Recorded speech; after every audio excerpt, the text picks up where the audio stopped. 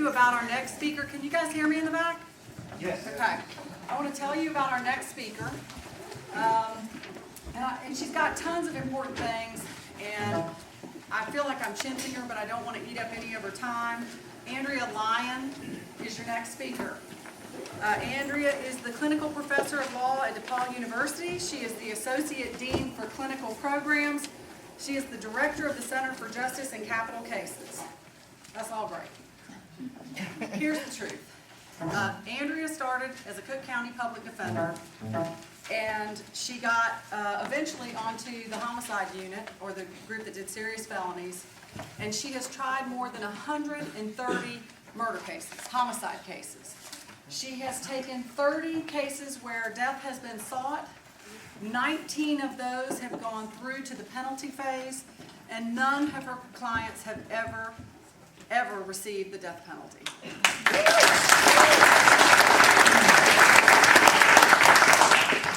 So you have to indulge me for just a minute, because about 14 years ago, I sat where you sit as a participant here, and I saw this lady get up and give a speech, probably right about there where she's standing now. And I think I'd had one trial at that point and was looking for somebody to kind of fire me up and get me excited about doing this kind of work that is so incredibly isolating. And Andrea Lyons got up and gave a speech and a presentation, and I was awestruck. I mean, I could not believe how absolutely amazing she was. I will tell you, here $15 a month. just $15 a month. I can put you all on a payment plan. No, I have to tell you, it was absolutely amazing, and I'm a speech major, so if I thought somebody was a really great speaker, they're a really good speaker. And so she was phenomenal. She was fantastic. And so this is what Oprah would call a full circle moment, where I get to come up here and I get to introduce Andrea Lyons. I will tell you that I believe, and I think many of our colleagues and faculty members would agree, that Andrea is responsible for the fact that there is no death penalty in the state of Illinois anymore. I encourage you all, and you will never hear me say this ever again, to read a book. And that book is The Angel of Death Row, and that is Andrea's book that she wrote. And it is an amazing book about her times in the trenches. And so I want you all to give a warm welcome to the Angel of Death Row, Andrea Lyons.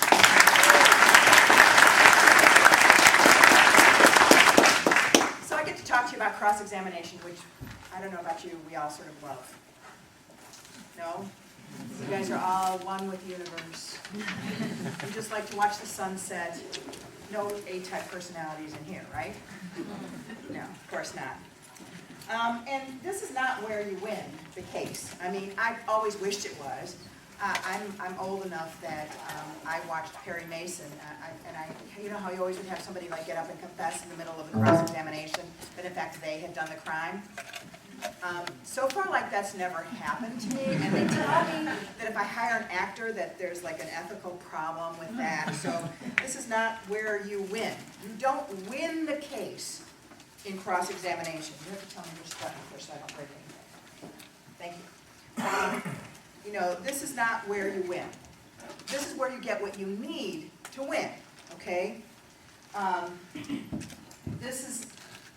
You're going to get the tools that you need to win with. This is where you get the points, the persuaders, and the punctuation that allows you to say what you want to say when that witness, that pesky witness who might argue with you, isn't in the room anymore, right? This is where you get what you need. And so my theme, which I had music for but apparently is not working right now, but my theme for cross-examination is, for those of you who are not old enough, don't know the Rolling Stones? Anybody know the Rolling Stones? Okay. You can't always get what you want, but if you try sometimes, you just might find you get what you need.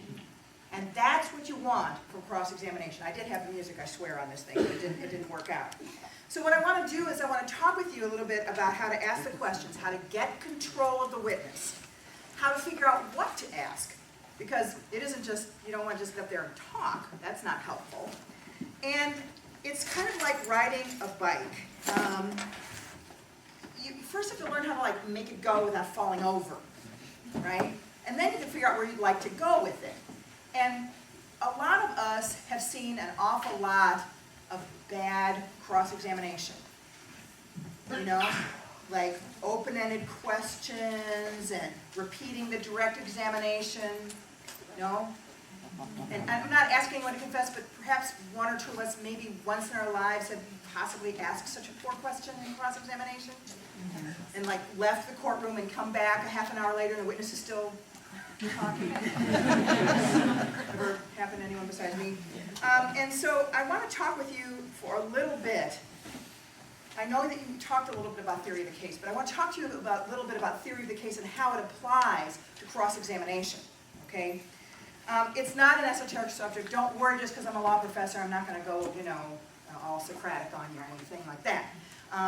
But what it is you want to get to the place that you can say, kind of in 25 words or less, why your client isn't guilty or isn't guilty of what they're charged of. Because I don't know about you, I often look at a lesser included offense as a win. No? Oh, Yeah. I mean, that's a win a lot of the times, okay? I'm going to go past this slide. Okay? It's not going to go, so. And we're already past it, so. Oops. Let's go back. Okay. I don't know why it's doing that. Okay. Anyway, this is what I get for trying to use technology. And what you want to do is you want to have your theory of the cross match your theory of your case. So that means making some choices about what questions to ask. And I'm going to talk with you specifically about that after we talk, like how you make those choices, right? After we talk a little bit about what needs to be in a good cross-examination in terms of what the components are. Okay, and the components of a leading question, oh, I made that look kind of cool, didn't I? I did, she did it. Is, first of all, only one new idea or thought per question. Only one. Okay? If I ask this gentleman right here, what's your name? Victor. Victor. If I say, Victor, you are wearing a blue striped shirt with a collar that's open, say no.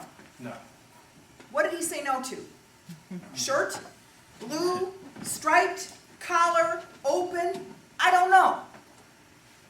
Okay? Because there are too many thoughts in that question. There are too many thoughts in that question. And so it feels weird when you start to do this, because you're going to be asking, you're not asking at all. Actually, what you're doing is you're making affirmative statements with which the witness agrees or disagrees.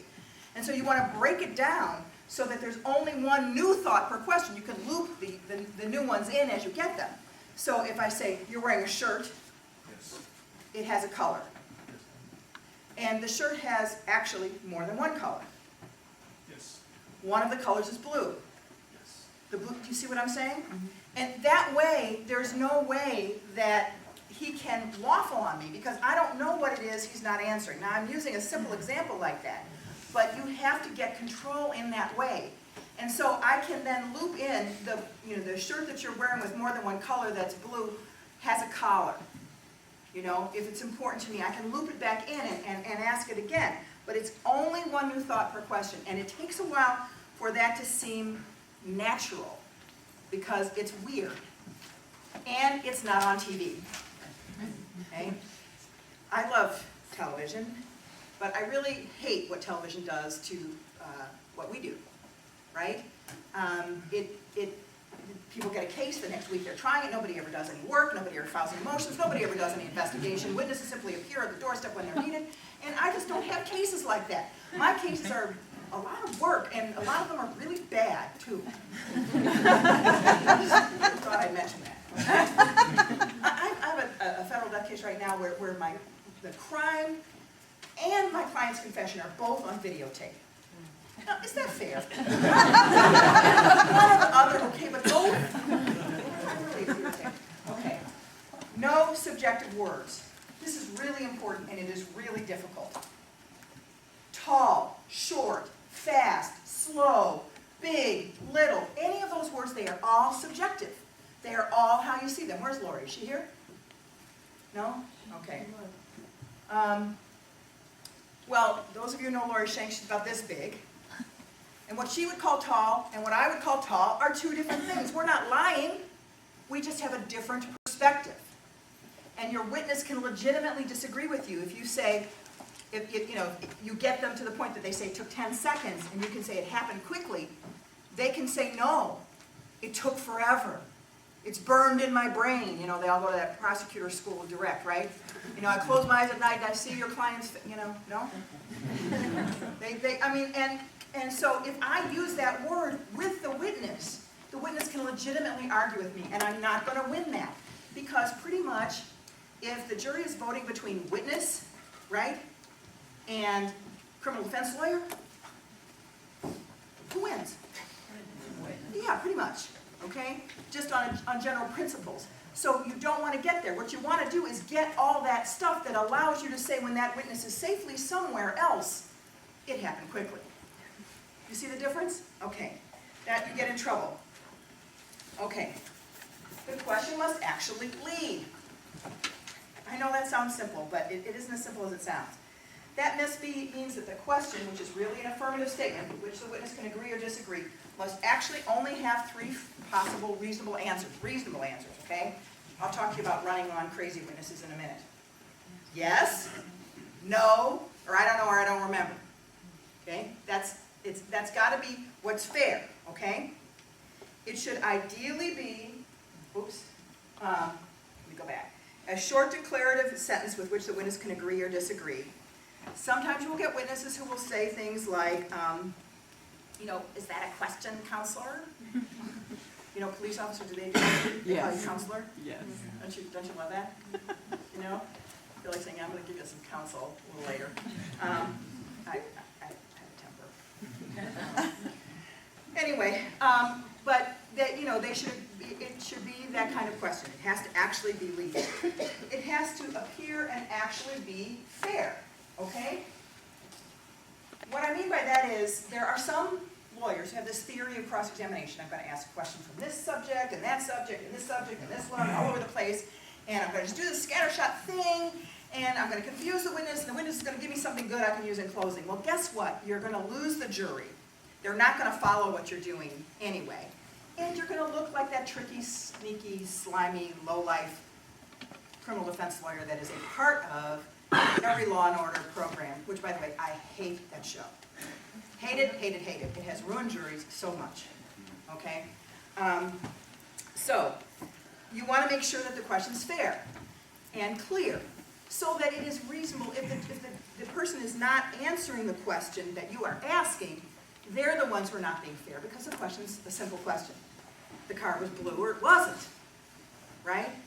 They were on the western side of the street or not, and they weren't. Simple, clear questions, okay? You want to use simple language, okay? I just like this slide. It just says, Jacqueline could see at the outset that her cross-examination would need to get beyond the happy face.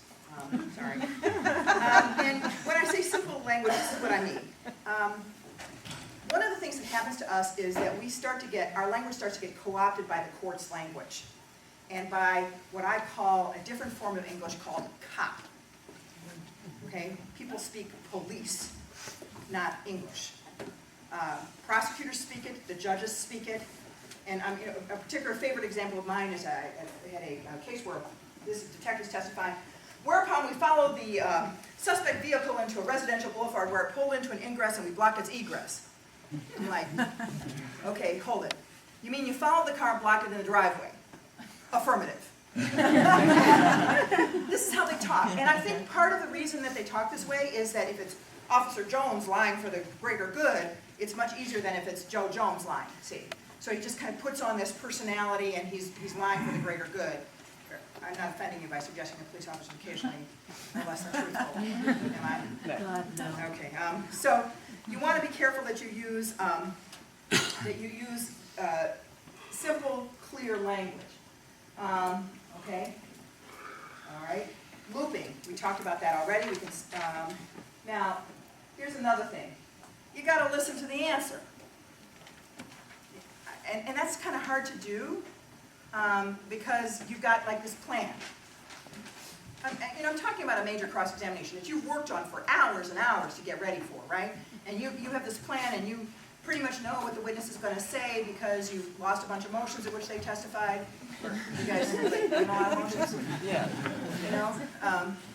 My personal theory is you win one motion that matters per decade. I won one in 2000, and it was a long goddamn 10 years, I'm telling you. But, you know, you're not going to always hear what the witness says, and you may find that on question 8, you're asking a question that makes no sense because the answer to question 1 was yes, not the no you expected. So be careful and listen to the answer. What about arrogance and evasion? Okay. This is one of the things that's really hard to master among ourselves. This is a little bit of, it's like defense lawyer zen or something. Okay. Do you ever have witnesses who just want to fuck with you? Mm-hmm. Yeah, okay. You're the defense, you're evil, right? And they just do. And so they just won't answer the question. You know what I'm talking about? Mm-hmm. Right? It's very frustrating. And so I'm trying a case, and I have a police officer on the stand, and we've met before. We don't like each other. We've met before in this case in a motion to suppress statements. We really don't like each other. And I'm going to go after him pretty hard, and he knows it, right? He knows what's coming because he did some things he shouldn't have done, and I have him on record on some of those things, and so he's not looking forward to this, and so he's mad already. But at the beginning of the cross-examination, and this is important too, you can't start out the gate after somebody. You have to let the jury get there with you. They don't know this is a bad guy. They think he's a police officer, you know. Just the facts, ma'am, I'm out there to serve and protect, you know. I mean, that's what they don't know what you know. You know this particular officer. You know the lies that he or she's told before, right? But the jury doesn't. So you have to let them get there with you, right? So I start out in the cross-examination before we get to the statement and coercion and all those other kinds of things. And, you know, if God is good, he's going to be the next one indicted. Anyway, and now all I want him to do is mark a map, okay? It's a city map that I got from the city of Chicago. And I just want to mark where the body was found, where the cab was found, where the other car was found, and where my client's home is in relationship, because it's important to something else, right? This isn't hard. I just want him to mark the map. But I'm me, he's him, and he doesn't want to do it, you know? And, you know, we've already been through, you know, what it was dark, you know, well, counselor, you know, there was a moon, you know, I mean, it was just like that kind of stuff, you know, you just take off my high heel and hit him in the head with it. So, anyway, I'm asking these questions, and I can't get him to agree about anything, you know, and we get into this whole thing about marking where the cab was. And I said, would you please leave the stand to mark the map? Well, counselor, I don't think that it's appropriate for you to ask me to leave the stand. You know, that kind of stuff, right? And I'm like, but I can't roll my eyes because the jury doesn't know him. Now, on the jury, I have this woman who's there because I ran out of peremptories. You understand what I'm talking about. And she has blue hair. I don't mean the new blue hair. I mean the old blue hair. You know what I'm talking about? The Ritz, right? And she doesn't carry a purse. She carries a pocketbook. Okay? And she's sitting right in the very front, right, you know, right by where the witness would be, really close, because you know she doesn't have good at hearing. And anyway, and so I asked him, and so we spent, I don't know, 20 minutes, maybe 20 minutes on coming up with a letter he agrees that he will use on the bill, right? And, you know, he doesn't want to use C for cab, he doesn't want to use V for vehicle, because that might be confusing. You know, so finally I just said, sir, that you like, and please mark where the taxi cab was found. Any letter, just pick one. And he's kind of smirking because he thinks he's winning, you see. He's making me work, he's making me change what I'm asking. And so he kind of struts over there. Have you ever noticed the cop walk? Women do it too. They all walk like with their, whether they have one or not, first. Anyway, so he walks over there, and he goes to mark it, and he says, I think I'll choose the letter, what letter did you want to not see? He's like standing there just playing like that, right? And my blue-haired, I didn't have enough peremptories, looks at him, she goes, and I'm like, you're mine now. And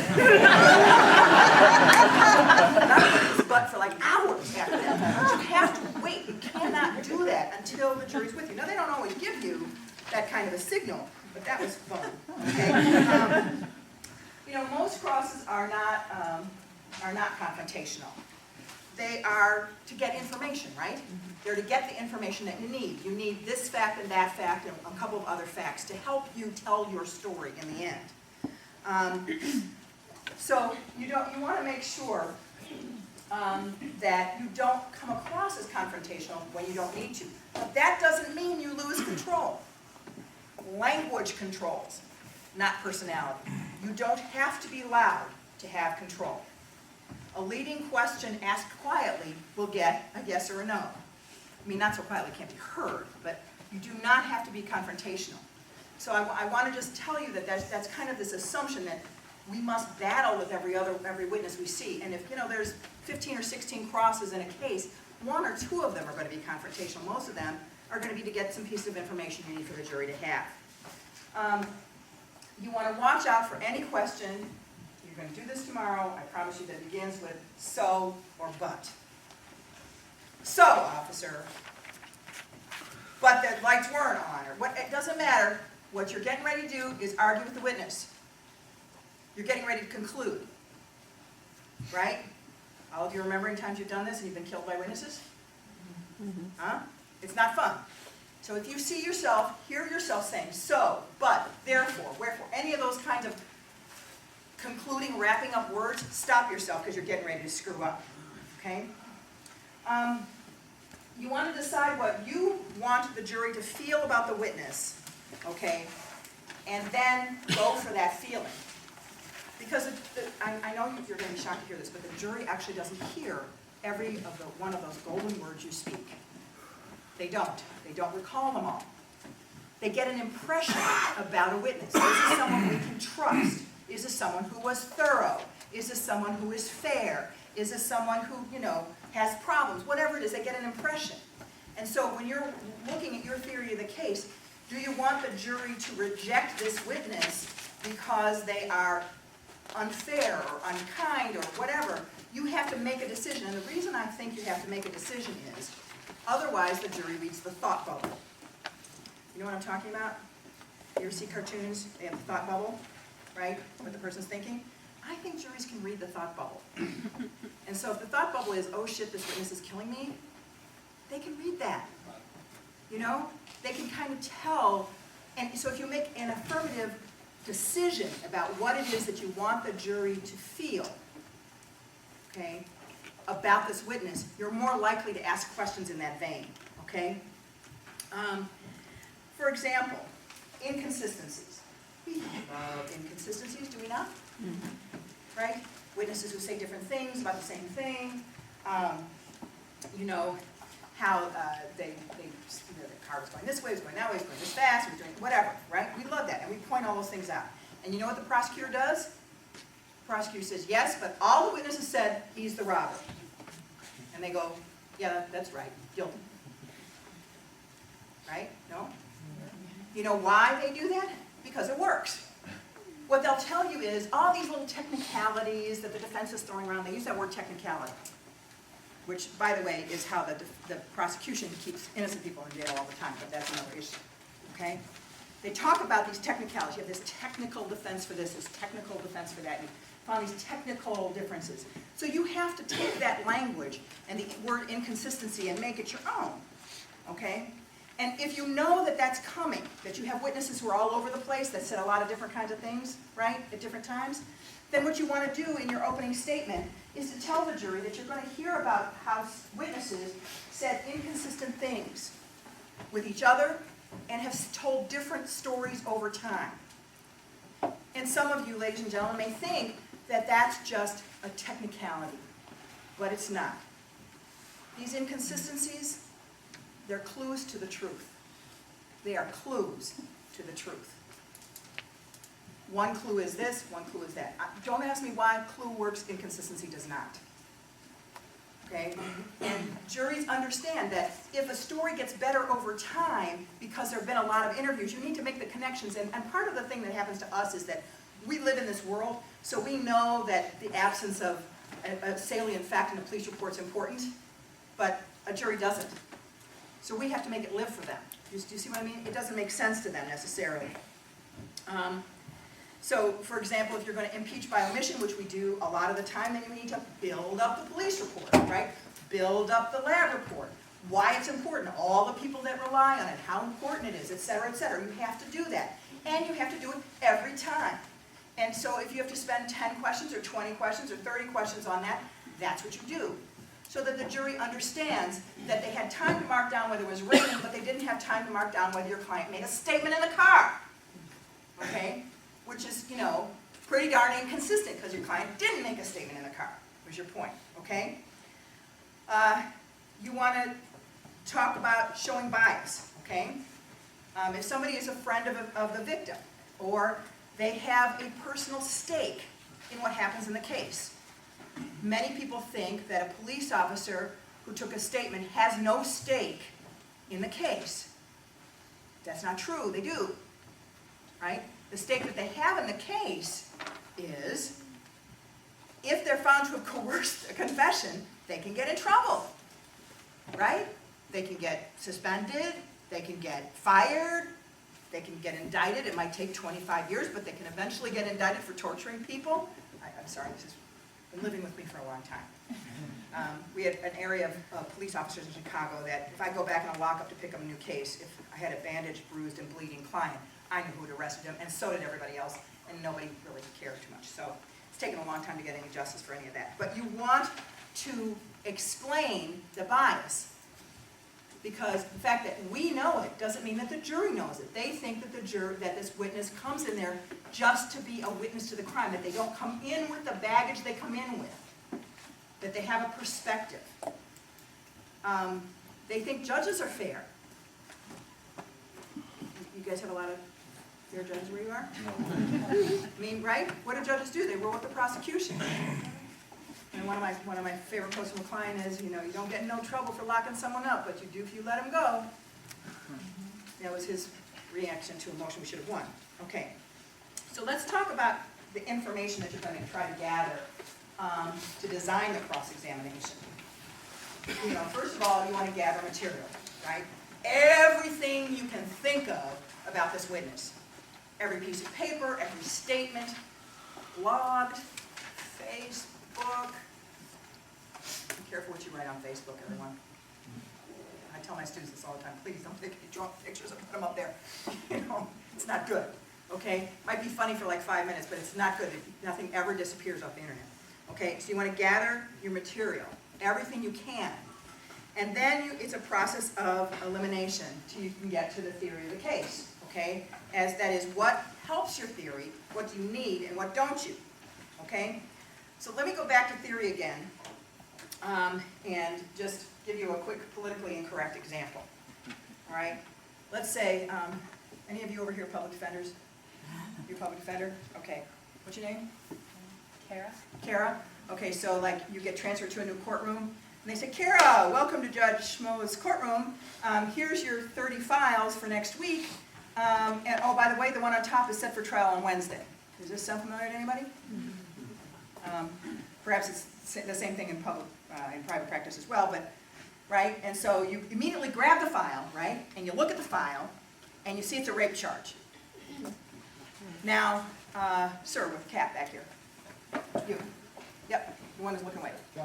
What's your name? Orlando. Orlando. Yeah. So Orlando, you look at the file and you see that the defendant and the complaining witness knew each other. What's the defense? So they knew each other? They- Consensual. Consent, okay. And sir, your name? Yep, Kumar. say? Kumar. Kumar. And you look at it and you see that the defendant and the complaining witness didn't know each other and there's no DNA. What's your defense? Didn't have. They don't know each other? Miss ID. Miss ID, right? Okay. That's our shorthand. And our shorthand is useful. It's helpful. It tells us what direction to go in, but it's a trap. Because if we don't figure out how to answer the jury's question with our case, we lose. Okay, yeah, I know. The state has a burden of proof, and that and $2.25 will get you on a bus in Chicago. Okay? Really, it doesn't mean anything. Nobody presumes innocence. Hell, we don't presume innocence, do we? When you get the new file with the rape charge, you say to yourself, but I presume I'm innocent. Just hope it's like not too bad. Actually, frankly, I prefer guilty clients because, you know why. Okay. So let's use the politically incorrect example of consent, all right? What is the question you have to answer for the jury to win the case? Why did she call it rape? Why did she lie? Right? Why did she say it's rape? I'm sorry? Why would she call it rape? Why would she call it rape? I mean, why would a woman say she was raped if she wasn't? That's the question, isn't it? I mean, it doesn't make any visceral sense, does it?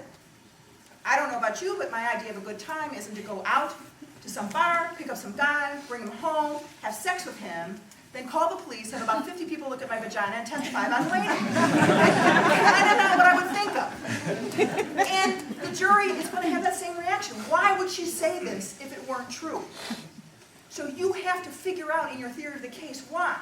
And I have to say, I'm a feminist. I'm actually the first woman in the United States to ever be lead counsel in a death penalty case. I mean, I've been, first a lot of times, and I'm solid with my sisters and everything. But if you had told me before I worked prelim court that women would lie about this stuff, I would have told you were crazy. But they do. Not one case in 2, maybe not one case in 10, but I'd say one case in 20. So why would they lie? They're cheating on their boyfriend, they're afraid they have a disease, they have control. Whatever the reason is, you have to answer that question. Now, why am I telling you all this in terms of cross-examination?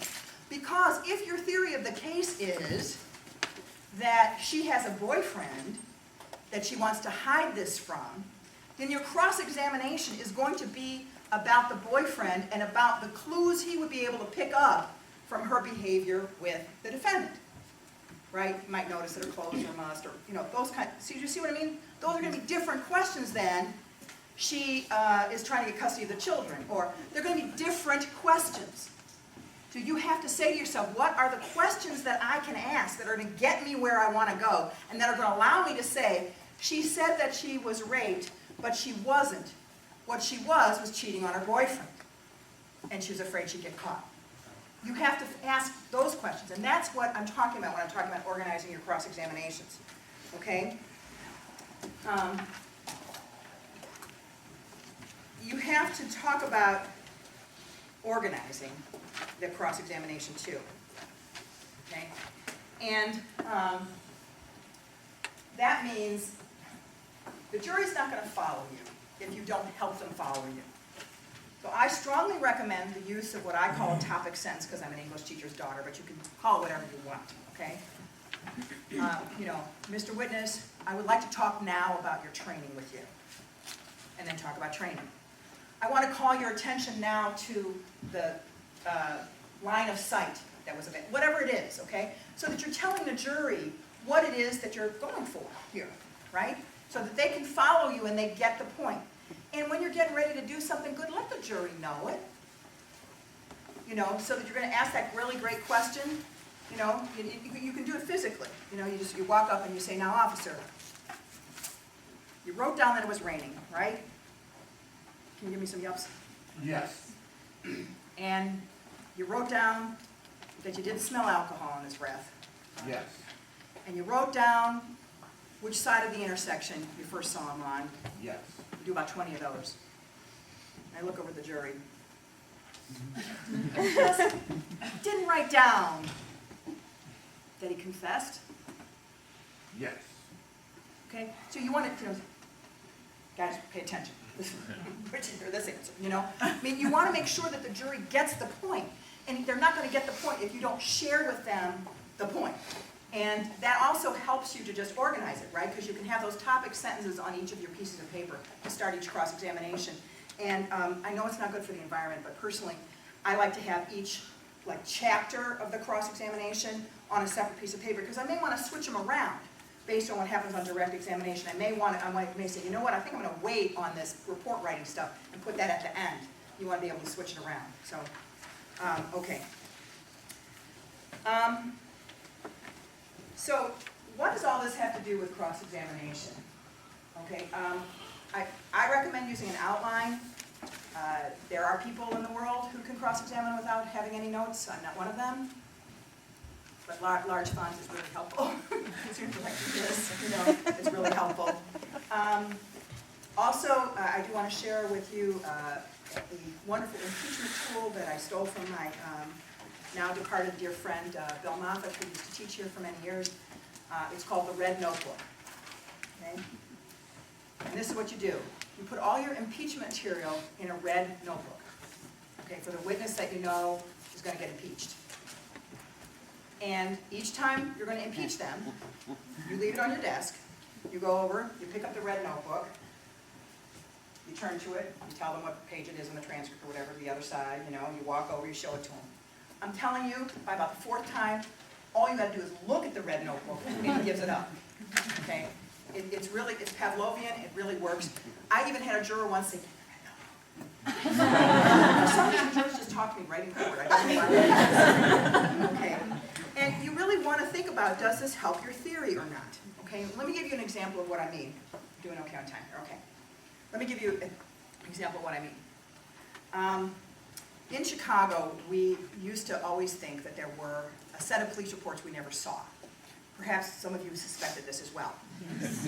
Right? There's a crime, there's a flurry of activity, and then 3 months later there's a solution and nothing has happened in the middle. You know what I'm talking about? And you just have this feeling that perhaps the police are not sharing everything with you. And we all suspected that. And in fact, it turned out that they had something that they called a street file, which was a file they kept right at the police station and never turned in downtown. And the reason we found out about it is that a young man got arrested, a terrible death penalty case, a rape murder of an 11-year-old girl, but it turned out he was the son of a police officer that people liked. And while that guy, Jones, was in jail, another crime just like it with some really ugly facts I won't tell you about occurred, which kind of let Jones out since he was in jail, which, by the way, is the only alibi I like. The rest of the alibis you can have, but if he's in jail, that's a good alibi. I like that one. Okay, so, this cop goes to his supervisor and says, "I think we have the wrong guy. This kind of crime's still happening, etc." Whereupon he does what he normally does. He puts the street file, puts it in a drawer, and shuts it, and tells nobody. So, this cop gets an attack of conscience and drops this on the defense. And then we find out about these street files. Okay? And there's a flurry of activity where we subpoena all of them. Now we get what's called general progress notes, and there's a third set of reports we don't know about. But for a little while, we got the real thing. Okay? So, I have this case, death penalty case. My client is charged with having facilitated a murder. And here's his statement to the police. Me, A, B, and C were on our way to get cigarettes and beer. I don't know why my clients are always going to get cigarettes and beer, but that's what they were doing. And A was in the front seat with me, B and C were in the back seat. I knew B, I didn't know C that well, but I let him ride with us. We go to the store, and me and A, we go in the store to get the beer and cigarettes, and we come out, and to our surprise and chagrin, B and C are across the street shooting some guy, and they want to get back in the car, and I won't let them. That's a statement. Anything wrong with that statement? Didn't say shoot him. Didn't hand him a gun. There was no plan. Okay, there's a little problem with motive. The guy who's dead was a witness against my guy in another case. You know how you don't want to talk about the bad facts. You're just like, I don't want to think about that now. But anyway, but that was going to come in anyway. But the statement itself is a not guilty statement, right? There's nothing in there that makes him guilty. So I can ride with the statement if I want to. It's Chicago colloquialism, You take on what you have to take on and not more than you have to take on, right? So I decide the statement's a not guilty statement. That's how I'm going to try the case. But the thing is, in the interim, I got the street files. And they kept my client in custody for a very long time. And they wrote these things down. They wrote down things like, let's hang him on the wall for a couple more hours maybe then the N-word will talk. They wrote it down! They signed it! Oh, I still want to do this cross-examination. But what did it have to do with anything? Nothing. Nothing at all. And if I had cross-examined about it and tried to cast doubt on the truthfulness of the statement I was going to use to try to win, do you see my point? Mm-hmm. You really, really have to think about your theory of the case when you're asking questions. Just because you can doesn't mean you should. In another case I was trying, have you ever had bad co-counsel? Co-defendant case. Ever had that? Mm-hmm. Like, we call them in Chicago V6s, walking violations of the Sixth Amendment. Anyway, I had one of them on a case, and I got so angry with him that I asked for and was granted a motion for a separate table. The judge was concerned. This guy was so bad, and he had a stupid theory. His theory was, his guy shot the guy because my client forced him to. Which, like, isn't a theory, isn't a defense, and, you know, of course I should have gotten a severance, but that was too much for the limited intellect of the precinct captain turned judge. So, I was trying the case, and so, anyway, he'd gone to some seminar where he'd learned about bullets. So, he decided he was going to cross-examine the medical examiner about bullets. Lands and grooves and twists and whatever that stuff is, right? And he gets up and, you know, copper jacketed and all this kind of stuff, and she can't really answer all of the questions, okay? Because she doesn't know how many lands, you know what I mean? And she's a doctor.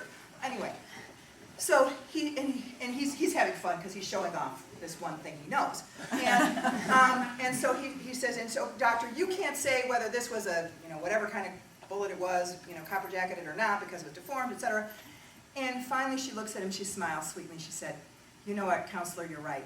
I can't tell you what kind of bullet it is, but what I can tell you is when your client fired it, it went right into his heart and stopped it instantly. And I went, just like she stopped yours. You stupid motherfucker! Anyway, I'm swearing on the tape. Please don't make this public. You know, just because you can do it doesn't mean you should, okay? You want to think about whether you want to write out the questions. For some people, writing out the questions works. For some people, it gets in their way. I'm not going to tell you to do that, but in the beginning, when you're learning this method that you're going to get 3 days of this with us, tomorrow and 2 days next week, okay? When you're learning this method of control, it may help you to write out the questions so that you don't add extraneous words in. You might want to think about doing that, okay? You want to learn something, you want to learn something about what the area that the witness may testify about, okay? Where they're from, what their neighborhood is like, what their slang means. You want to learn as much as you can about how the witness might do that. Now, you might also want to think about, do you want to interview the witness or not ahead of time? Now, I know some states allow depositions. Depositions are no substitute for investigation. Small ad here for investigation, okay? Investigate, investigate, investigate. I know you went to law school and we messed you up, okay? You think the facts arrive in 3 paragraphs at the beginning of the opinion. You think that what's written down is true. It's not. How many times have you gone out on the street to go and interview somebody and, you know, or to investigate your case, and you think this is a terrible case, and when you get out there, you talk to the witness and you go, damn, this is a pretty good case. They didn't write anything down right. And then how many times have you gone out and you think the case is pretty thin, right? And you go out and you talk to the witness and you go, shit, there's like 17 more of them. The police didn't find them. Let's plead this case now before they do find them and things get worse, okay? You have got to go and do your own investigation. But you want to think about whether you want to interview them yourself. I am going to advocate interviewing witnesses. You're going to cross-examine yourself first. Not in deposition, in their habitat. So you can see them the way that they are in their habitat. Because there's a big difference between what people say and how they say it, isn't there? How many of you ever saw the movie My Cousin Vinny? You know that movie? I love that movie, right? And do you remember the part where they arrest Ralph Macchio and he thinks it's because of the can of tuna that he mistakenly put in his pocket? He doesn't know that there was a shooting afterwards, right? So he finally tells him, look, I took this can of tuna, I'm really sorry. I didn't realize I took it, I'll pay for it, you know, et cetera, et cetera. And so then the police officer says to him, and so then after you took the tuna, you shot the clerk, and he goes, I shot the clerk? Right? And then the next day at the preliminary hearing, the detective gets on the stand and says, and then he said, I shot the clerk. Okay? They're two different things. They mean something else, and you're not going to know what they mean and how they sound without looking at people for yourself. Don't go alone. Always take a prover. Okay? Take someone with you. But I really recommend talking to witnesses yourself. Okay. Okay. We are going to talk a little bit about, we've already talked about strategic considerations, but I do want to talk to you about the emotional conclusion that you want the jury to get. Okay? And sometimes I think the way to get there is to say to yourself, what are the three things I want to say about this witness in closing? What do I want to be able to say? So if I have a police officer that didn't follow up on investigation, all right, what do I want to be able to say? They didn't follow up on how, why they didn't follow up. Is it lack of resources? Is the person lazy, stupid, venal, overworked? Why? So I want to be able to answer that question. And I want to be able to say what impact it had on the case. If only they had done this. I want to be able to say those three things. If I know those are the three things I want to say, what are the questions I need to get? What are the facts, the statements I want to make with which I can get the witness to agree or disagree that allow me to say those things in closing? That's really the simplest and cleanest way to organize your cross-examination. Now, I'm not telling you that all cross-examinations are lengthy. Some of them are short.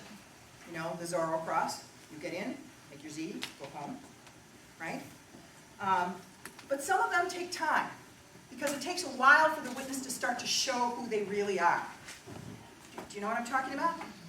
They come across pretty well in the beginning, but after a while it begins to unravel, and that means you might want to keep them on the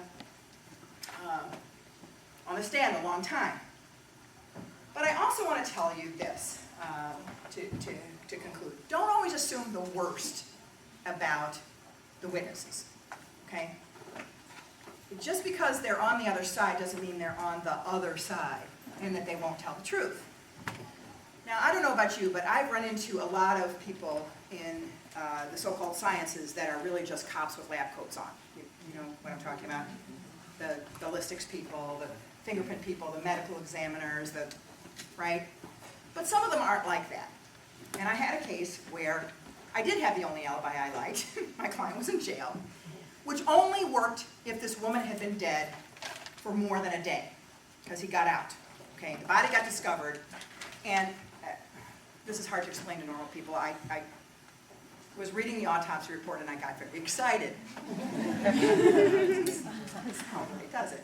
But I got excited because I realized as I was reading it, there was green skin and slippage and all the rest of this, that she had to have been dead for at least 48 hours. And if she was dead for 48 hours, my guy couldn't have done it because he was locked up, see.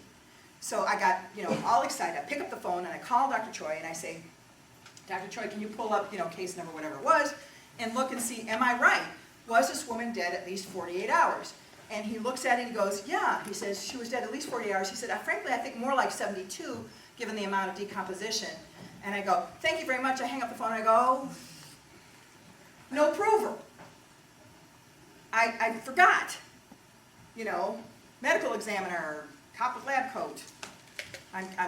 He's gonna roll on me when it comes time for trial, because if he says that, that wrecks the state's case, right? My guy couldn't have done it. So I get ready, I get learned treatises and pictures of decomposing bodies and all this kind of stuff, and I'm just ready. I'm just assuming that it's not going to be, I'm going to have to try to take him down, right? He's going to roll on me like this. So I have it all set up, the pages in the various books and the photographs and all the rest of this. And I get up, set up, you know, I'm professional, I'm ready. I said, Dr. Troy, you would agree with me that this woman was dead at least 48 hours. And he said, more like 72, I would say. I said, more like 72 hours? He said, yes. I said, due to the amount of, and he kind of chimed in with decomposition. Yes, I would agree with you about that. And I went, okay, Andrea, sit your ass down now. I pulled all the books up. You know, I'll do that cross for my class someday. And I sit down.